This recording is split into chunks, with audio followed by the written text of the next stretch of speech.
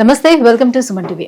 సాధారణంగా 50 ఏళ్ళు దాటినటువంటి పురుషుల్లో ఎక్కువగా కనిపించేటువంటి సమస్యల్లో ప్రోస్టేట్ గ్రంథి పెరగడం అనేది ఎక్కువగా చూస్తూ ఉంటాం. సో మూత్రం ఎక్కువ సార్లు రావటం, తక్కువగా రావటం, రాత్రులు ఎక్కువ సార్లు లేవటం, సో చాలా ఇబ్బంది పడుతూ ఉంటారు. ఇంత ఇబ్బందిని అనుభవించలేక చాలామంది సర్జరీకి వెళ్ళిపోదామని అనుకుంటూ ఉంటారు. కానీ సర్జరీకి వెళ్ళాల్సిన నెసెసిటీ అనేది లేకుండా ఇప్పుడు మనకి ప్రోస్టాటిక్ ఆర్టరీ ఎంబోలైజేషన్ అనే కొత్త విధానం మనకు అందుబాటులోకి వచ్చేసింది.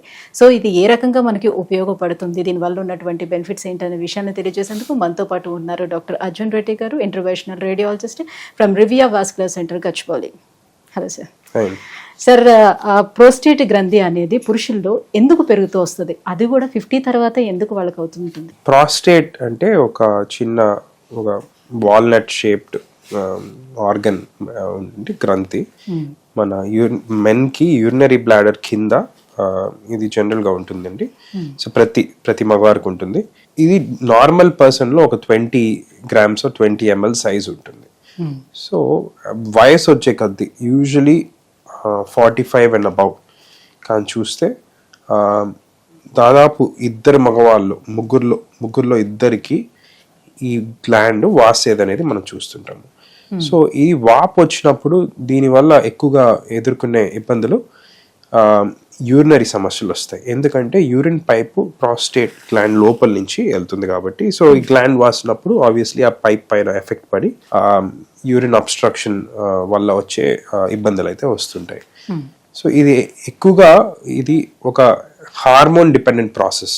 సో మగవారికి కొంచెం ఏజ్ వచ్చే కొద్దీ ఈ ఆండ్రోజన్ అంటే టెస్టోస్టిరోన్ మగవారికి ఉండే హార్మోన్స్ లో ఉండే ఇంబ్యాలెన్సెస్ వల్ల ఈ గ్రంథి హార్మోన్ రెస్పాన్సివ్ అన్నమాట. అంటే ఇంకా అది టెస్టోస్టిరోన్ రెస్పాన్సివ్ కాబట్టి హార్మోన్ ఇంబ్యాలెన్సెస్ వల్ల గ్రోత్ అనేది జరుగుతుంటుంది. సో ఇది గ్రో అయినప్పుడు నేను చెప్పినట్టు యూరినరీ సిమ్టమ్స్ తో చాలా మంది చాలా సంవత్సరాల కొద్ది కూడా ఇబ్బందులు పడుతుంటారు.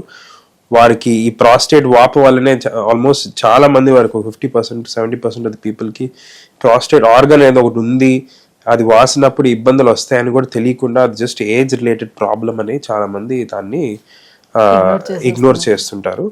సో అది కొంచెం బాగా ప్రోగ్రెస్ అయ్యే కొద్దీ బ్లాడర్ పైన కూడా యూరినరీ బ్లాడర్ పైన కొన్ని పర్మనెంట్ డ్యామేజ్ వల్ల కొంచెం పర్మనెంట్ చేంజెస్ ఏర్పడి దాని వల్ల కూడా చాలా మంది ఇబ్బందులు ఎదుర్కొంటుంటారు. సో ప్రోస్టేట్ ఎన్లార్జ్ కి లేకపోతే ప్రోస్టేట్ క్యాన్సర్ కి డిఫరెన్స్ ఏంటి, ఎట్లా తెలుసుకుంటారు?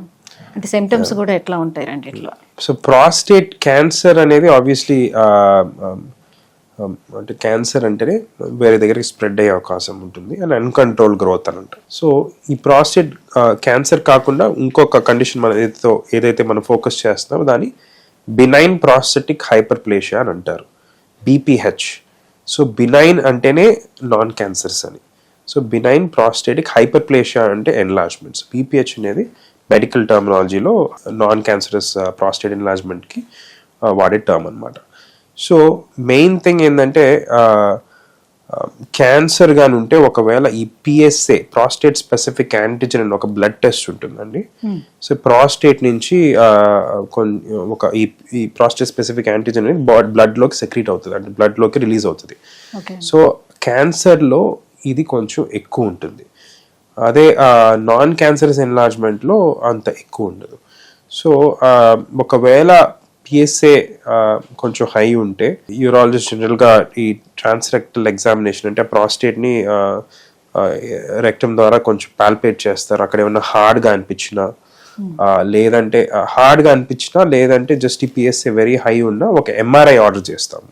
సో లాస్ట్ 15 years నుంచి MRI స్కాన్ రోల్ చాలా పెరిగింది ఈ ప్రాస్టేట్ క్యాన్సర్ డయాగ్నోసిస్ లో, ట్రీట్మెంట్ లో. ఈరోజు MRI is a vital component. So ఒకవేళ MRI చేయించగలిగితే మనం ఆల్మోస్ట్ చాలా వరకు 90 to 95% of the significant cancers అంటే ఏదైతే ఈ ప్రాస్టేట్ అంటే ట్రబుల్ చేసే క్యాన్సర్స్ వరకు 90-95% మనం MRIలోనే ఐడెంటిఫై చేయగలుగుతాము.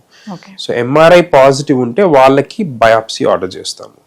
సో బయాప్సీలో ఫైనల్ కన్ఫర్మేషన్ వస్తుంది క్యాన్సర్ అని. అదే MRI నార్మల్ ఉంటే just non specific prostate PSA elevation అంటే ఈ గ్రంథి వాసిన దాని వల్ల కొంతమందికి PSA అనేది పెరుగుతుంది, లేదంటే ఇన్ఫెక్షన్స్ ఏమన్నా ఉన్నా, ప్రాస్టేటిక్ ఇన్ఫెక్షన్ ఉన్నా ఈ పిఎస్ఏ పెరుగుతుంది.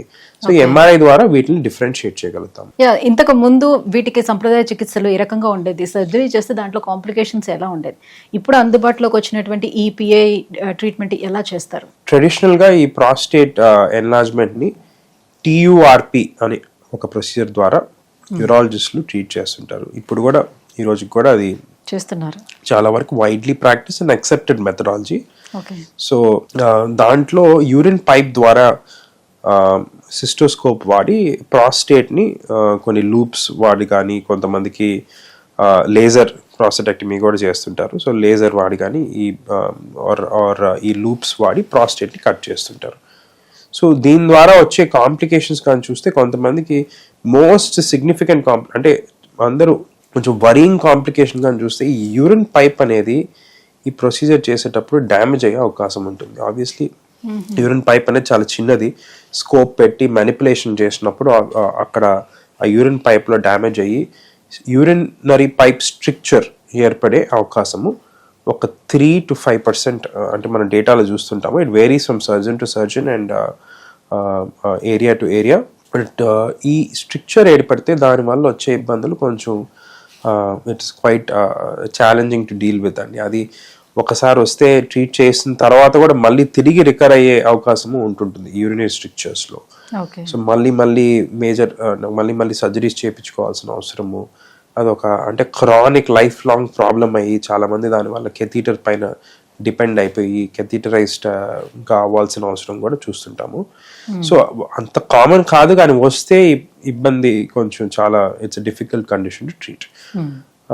అదే కాకుండా ఈ ఆల్మోస్ట్ 80-90% ఆఫ్ ద పేషెంట్స్కి ఒకసారి ఈ సర్జరీ చేసిన తర్వాత వీర్యం అనేది బయటికి రాదు. So it reverses in to the bladder. దీన్ని రెట్రోగ్రేడ్ ఎజాక్యులేషన్ అని అంటారు.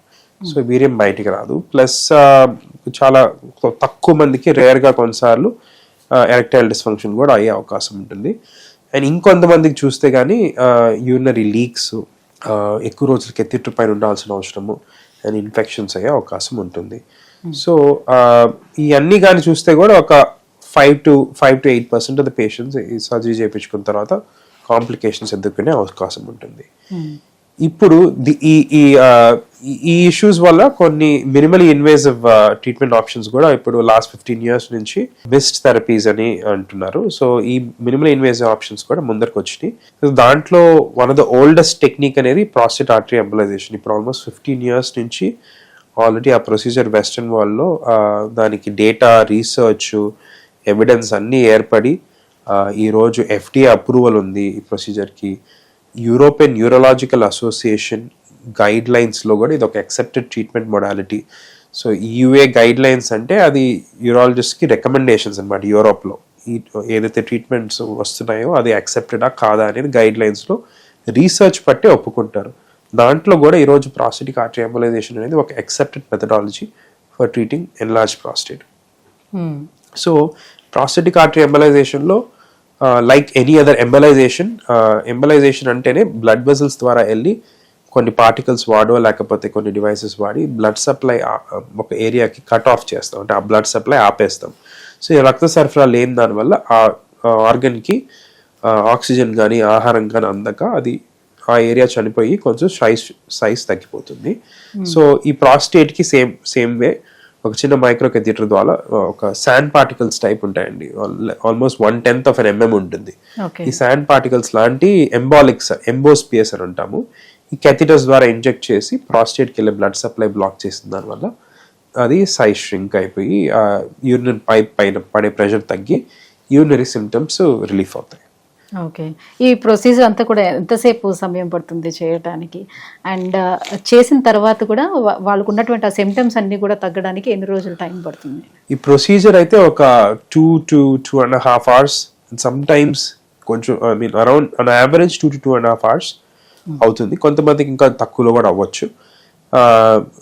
అండ్ యూజువలీ అనస్థీషియాలో ఉండరు పేషెంట్స్ అందరూ అవేకే ఉంటారు. సో సింపుల్ లోకల్ అనస్థీషియా ఒక చిన్న ఇంజెక్షన్తో ఇది ఒక యాంజియోగ్రాఫిక్ ప్రొసీజర్. యాంజియోగ్రామ్ అంటే మన అందరికీ తెలుసు, Yes. ఈ గుండెలో స్టెంట్స్ పెట్టడం కానీ ఇదంతా యాంజియోగ్రాఫిక్ అంటారు.